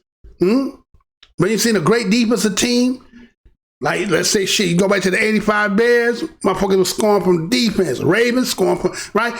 Motherfucking great defenses, they score from, the offense don't even get on the damn, because they over there scoring from defense. So I'm saying, when you having them talks and you talking about it, come from a defensive position.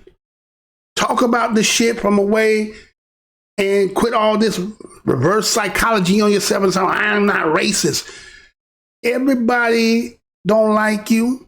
You trying to raise somebody up and trying to make them think that the whole world love them. Are you racist or are you telling them what it is? You know what I'm saying?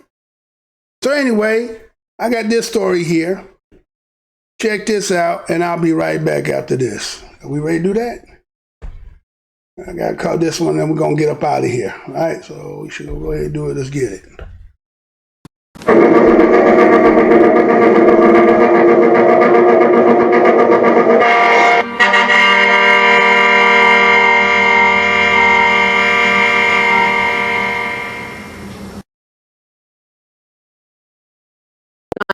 NFL player. He's suing United Airlines. This is a super interesting story. So the unidentified player claims that he and another man were sexually harassed and assaulted by a female passenger on a red-eye flight in February. He alleges the woman groped him, ripped a mask off his face. He says the female was finally moved, but only after multiple complaints, during which the assault continued. Now, United says the customer involved was moved to a different seat and that the safety and well-being of its customers is its top priority. I got to ask straight here, Al, double standard here, because if a woman had been groped like that, taken the material off her face and had multiple complaints, I'd see a widespread United lawsuit going on. What do you think here? Yes, I mean, there's a double standard socially and there's a double standard legally. If you think about the social aspect, Tori and Erica, think about Terry Crews came out, a big, muscular, what you would call in air quotes, alpha black male, came out and said that he was groped by a high-ranking official in entertainment, and people laughed at him. He was mocked on radio shows mercilessly, and that was allowed to happen.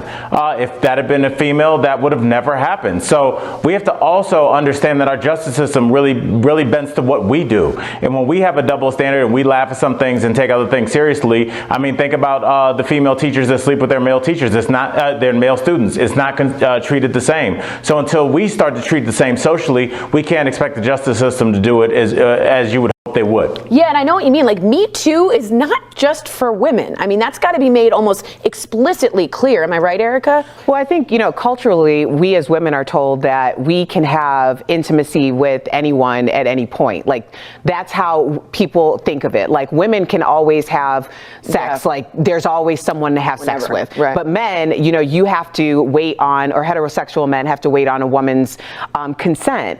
And that's not true. And I think that a lot of women need to get this message that this isn't like some cute college bar thing where everyone's just going around having some type of orgy. Like, these are people who have the right to protect their bodies. The other aspect of this is that it was an NFL football player. We don't know who the player was. Maybe the player was recognizable. It also is about the culture of people believing that just because you buy a ticket to the game or root for the team, that somehow you have ownership over these players. Totally. You do not. I totally agree with you. And again, I just have to say on DBL here, I know it's nuanced, but consent, like Erica said, Me Too, the idea of respecting one's body, that's got to go both ways. It cannot just go for women. Of course, we see a majority of that, but let's not forget our men who are our allies in this fight, right?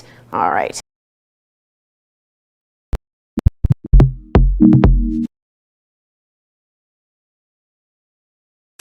NFL player sues United Airlines, saying woman sexually assaulted him on a flight. You know I'm going to say that again.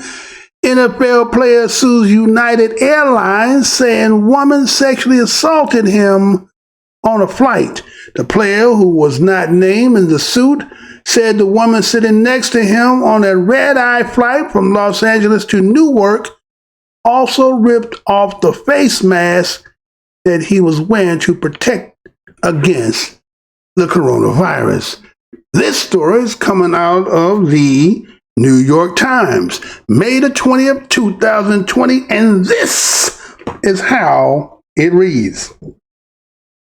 A National Football League player contends in a lawsuit filed Wednesday against the United Airlines that he was sexually assaulted by a female passenger on a red-eye flight in February from Los Angeles International Airport to Newark Liberty International Airport. The football player and the second plaintiff did not give their names in the lawsuit, which was filed in Los Angeles County Superior Court. The plaintiffs, both African-American men, were sitting in the middle and aisle seats in the same row during United Flight 415 on February 10th, when a middle-aged white female passenger in the window seat made unwanted sexual advances towards them, the lawsuit said. The football players and the other men complained several times to the flight attendants, according to the suit, which contends that United employees initially failed to intervene and that the woman became belligerent. She had turned particularly confrontational over a face mask worn by the player, who was identified as John Doe 1. and a New Jersey resident, the lawsuit said. While touching John Doe 1's face, assailant grabbed John Doe 1's penis and ripped off his face mask, the lawsuit said. The men are suing United Airlines for sexual assault and battery, as well as for international and negligent infliction of emotional distress. The suit contends that the airlines refused to provide the names of the female passenger, the flight attendants, and potential witnesses to lawyers for the two men. Spokeswoman for the airline said in the email on Wednesday that the passengers involved was moved to a different seat, which the lawsuit also noted. The safety and well-being of our customers is always our top priority, said the spokeswoman, Rachel L. Ribas, who declined to comment further because of the lawsuit.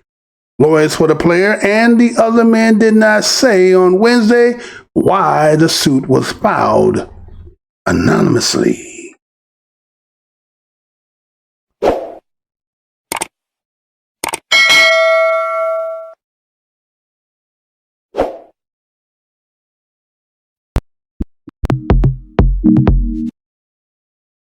And we are back, right?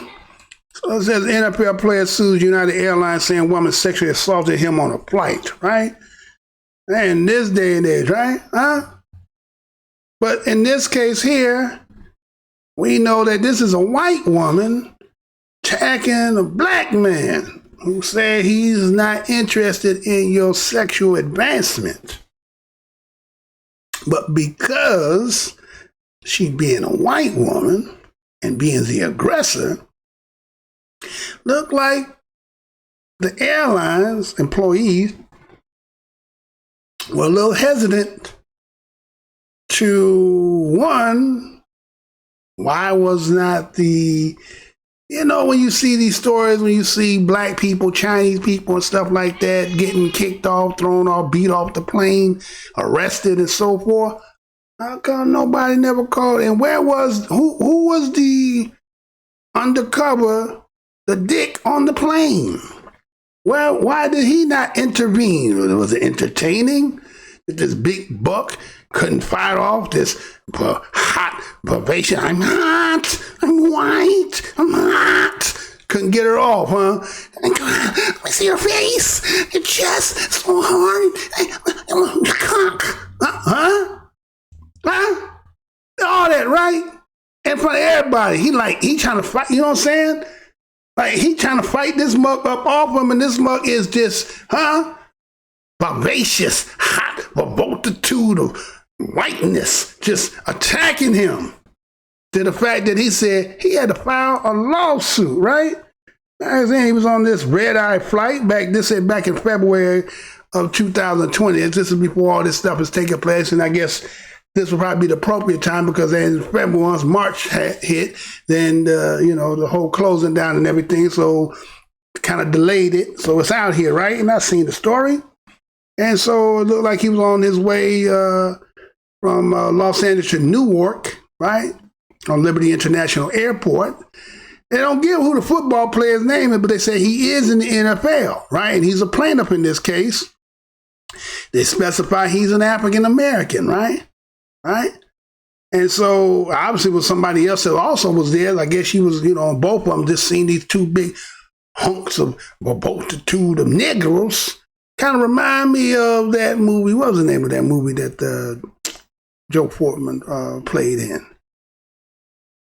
And Miss Blanche, she said, let me sit down and let me tell you a story. I was walking in the woods, minding my own business,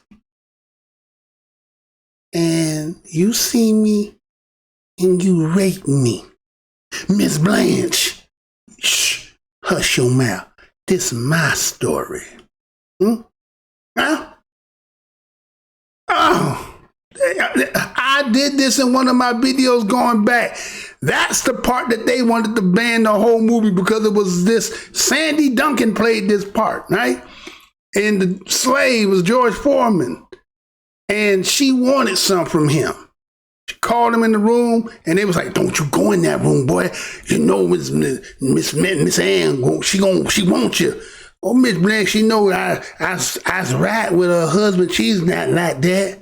Called him, got in there, and she said, "You sit down there and let me tell you a story." Told that story I just told you. In order for her not to tell Massa that he raped her, he had to do what she want. So what I'm saying is, this story here kind of smelled like somebody, again, they said she might have been belligerent, she might have been drunk. I didn't even hear that. I just heard belligerent, all right? So we're going to say somebody was seeing something that just like, I'm going to give me some of that. No matter what you say, you're going to give me some of that, right? Like, you know what I'm saying? Like, you own them. Like in the video talked about, right? Talking about Me Too is not just for women. Well, really, it wasn't talking about black women, right? It wasn't talking about black women, right? I mean, look at the women who really, when you talk about who they were taking down, look at the women who were the abundance in those cases. Yeah, when they was going at the Bill Cosby, they threw some black women in there to get the black women involved into it, but you know, it ended up being, it was mostly about white women.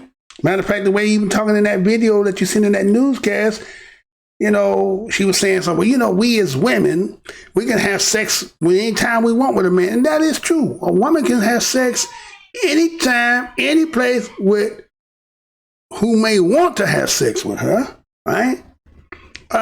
Can women take it? Man, have you been in a relationship? Wake up, somebody taking it from you? I'm talking about from a woman. I ain't doing the other crazy shit. You know what I'm talking about, right? But again, in some way you have to, there's a part that it has to work, right? I got a story one time. I remember one time, it was like we hanging out at one of these college camps, we was playing ball, right?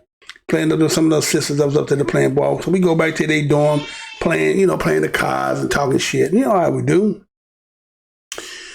So my man was hollering at one of them. He was just, he was all talking about how he'd tear it up. Every time he was all talking about, whoop-de-woo, woo-woo-woo. He like, okay, whatever. This day, they had a plan for him, right? I guess they must have learned this in psychology. What they did is, it was like, they didn't tell me about it. No, none of us knew. So what she did, we was sitting there and he was talking that woo, we playing spades, and he was talking that woo-woo. So she said, come on, let's go right now. Just like that, let's go. His eyes got big, right? His eyes got big like, no, she like, come on, stop walking, come on. So, he kind of like, he didn't think she was for real, like, come on. So the other one told her, come on. They mustn't have pulled this before. Had us go in the other girl's room from her room, you could see directly into the room. So they had this all set up. Had the light off in. Come back out about 2-3 minutes, and they couldn't get up. Right? So in a case, a man has to be a willing participant, even when they stealing, right? That's what I'm saying. You still got to be having some, some cognitive, so at least your functioning abilities have to be working, right? So in this case here, looks like this one here was gonna steal it, take it. It's kind of like the same thing when you talk about a Terry Crews. Ain't that what happened? He was seeing the big buck and was gone crazy and was like, and you know what I'm saying? He looking like, man, nigga, I'm with my wife, right? Everybody talking about he should have gave the 2 phone props on him, but he didn't do it because, again, he was trying to protect himself. And again, I'm not saying whether he right or wrong. That was a decision he got to live with, and that's what he had to do. But in this case here, again, in the situation, being attacked, what could he have done?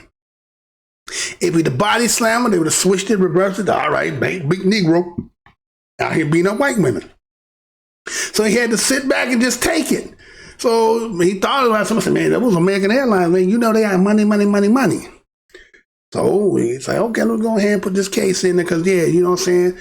If she would have been maybe his type or whatever it might have been, maybe he could have went down, right? Or maybe he was, I'm a one woman man, a one man woman, or whatever the hell go, how the song used to go.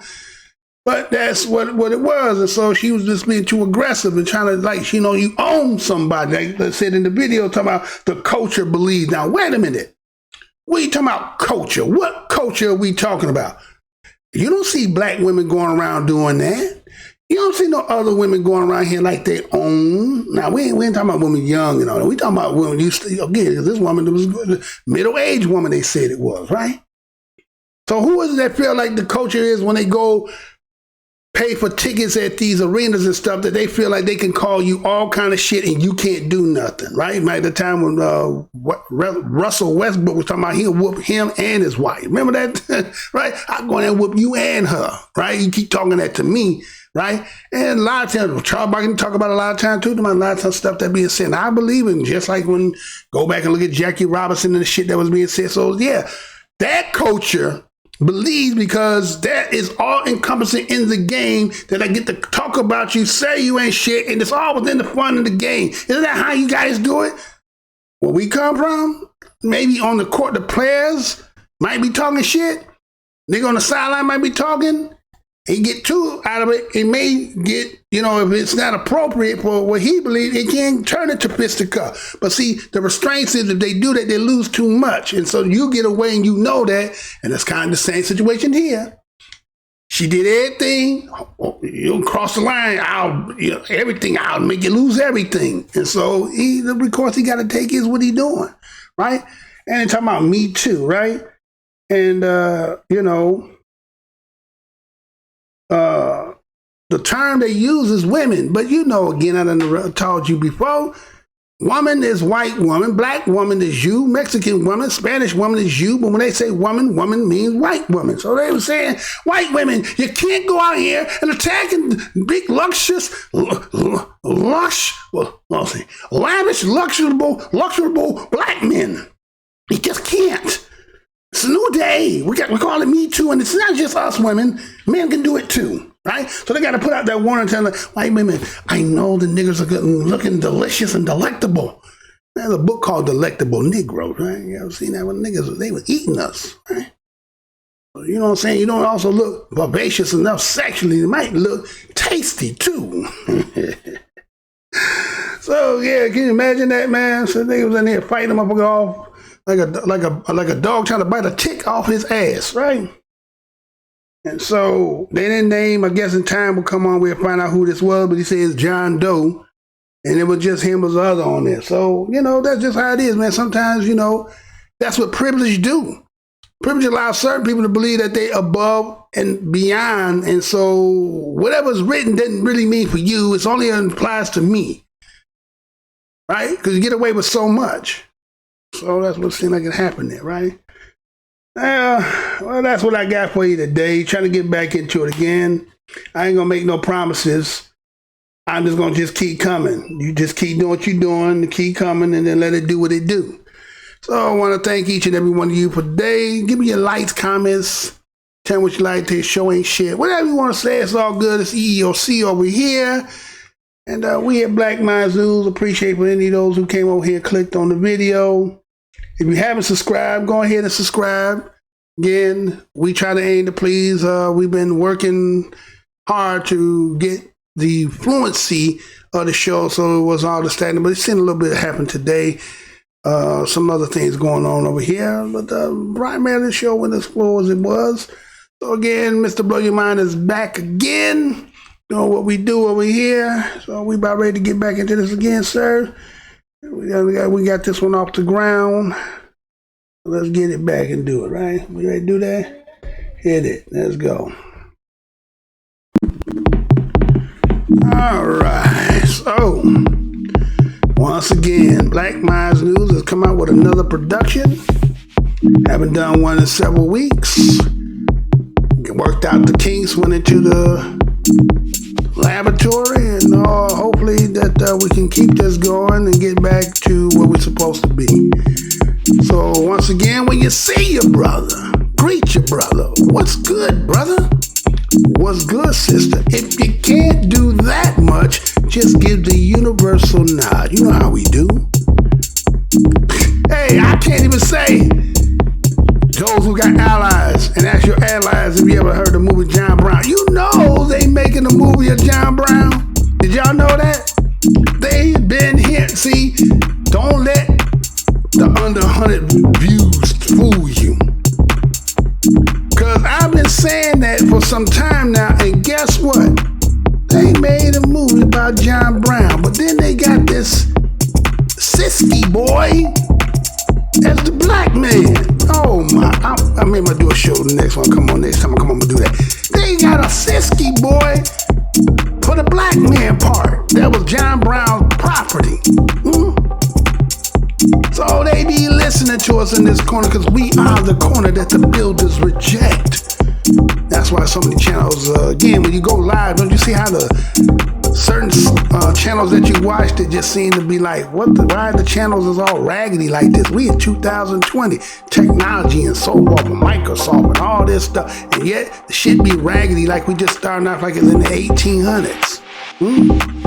But we know what it is. The corner is powerful. And we got a job to do. As we get more and more into these things that's happening, it is required.